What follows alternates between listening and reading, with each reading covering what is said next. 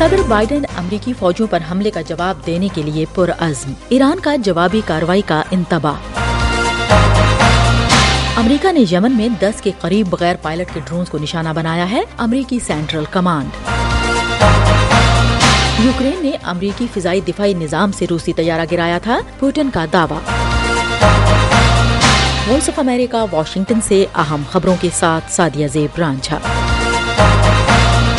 صدر Joe Biden کی جانب سے اردن کے ایک فوجی اڈے پر 3 امریکی فوجیوں کی ہلاکت کا تعلق تہران سے جوڑنے کے بعد ایران نے بدھ کو دھمکی دی ہے کہ وہ اپنی سرزمین پر کسی بھی امریکی حملے کا فیصلہ کن جواب دے گا۔ امریکہ نے اس جانب اشارہ کیا ہے کہ وہ اردن میں ایک امریکی فوجی تنصیب ٹاور 22 پر اتوار کو ہونے والے ڈرون حملے کے تناظر میں مشرق وسطی میں جوابی حملوں کی تیاری کر رہا ہے۔ اس ڈرون حملے میں 3 امریکی فوجی ہلاک جبکہ کم از کم 40 زخمی ہو گئے تھے۔ امریکہ کی جانب سے کوئی بھی نیا حملہ خطے میں آگ کو مزید بھڑکا سکتا ہے، جہاں غزہ کی پٹی میں اسرائیل اور حماس کے درمیان جاری جنگ سے پہلے ہی صورتحال ابتر شکل اختیار کر چکی ہے۔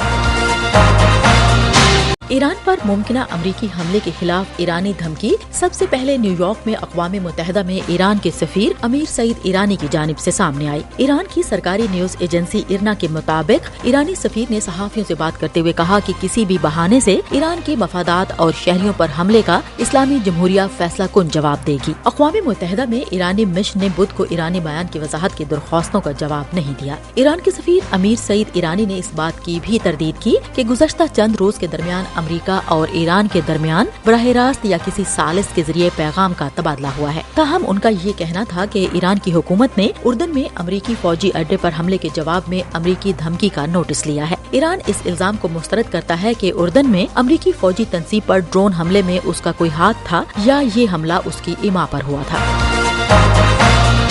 امریکی سینٹ کام کے مطابق امریکہ نے یمن میں 10 کے قریب بغیر پائلٹ کے ڈرونز کو نشانہ بنایا جو لانچ کی تیاری کر رہے تھے۔ امریکی فوج کی سینٹرل کمانڈ نے ایک بیان میں کہا کہ امریکی بحریہ کے ایک جہاز نے خلیج عدن میں 3 ایرانی ڈرونز اور ایک حوثی اینٹی شپ بیلسٹک میزائل کو بھی مار گرایا۔ اس نے کہا کہ کسی کے زخمی ہونے یا نقصان کی اطلاع نہیں ہے۔ ایران سے منسلک حوثی باغیوں نے حالیہ ہفتوں میں بحیرہ احمر اور خلیج عدن میں تجارتی جہازوں پر ڈرون اور میزائل داغنے کا ایک سلسلہ شروع کر رکھا ہے اور اسے غزہ میں اسرائیل کی فوجی کارروائیوں کا جواب قرار دیا ہے۔ اسرائیلی وزیراعظم بنجامن نیتن یاہو نے بدھ کو دیر گئے کہا کہ یرغمالوں کی رہائی کے لیے کوششیں جاری ہیں، لیکن انہوں نے کہا کہ وہ اس معاہدے کی کوئی قیمت ادا نہیں کریں گے۔ بنجامن نیتن یاہو کا کہنا تھا کہ وہ یرغمالوں کی رہائی کے لیے ایک اضافی فریم ورک پر کام کر رہے ہیں اور زور دیا کہ اس کے بدلے کوئی قیمت ادا نہیں کی جائے گی۔ نیتن یاہو کا یہ بیان ایک ایسے وقت پر سامنے آیا ہے جب قطر، مصر اور امریکہ مذاکرات میں ثالثی کر رہے ہیں جس کا مقصد اسرائیل اور حماس کے درمیان ایک معاہدہ طے کرنا ہے۔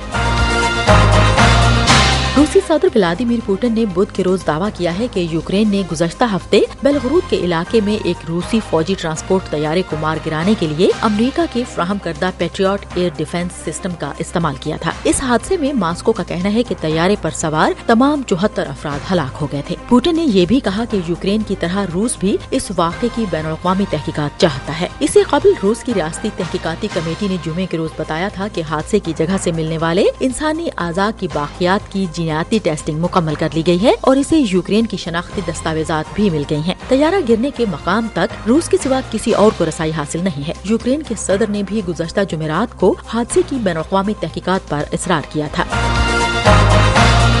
وائس آف امریکہ واشنگٹن کی اردو سروس سے خبروں کا یہ بلیٹن اب ختم ہوتا ہے۔ سعدیہ زیب رانجھا اور ایڈیٹر بہجت جیلانی کو اجازت دیجیے۔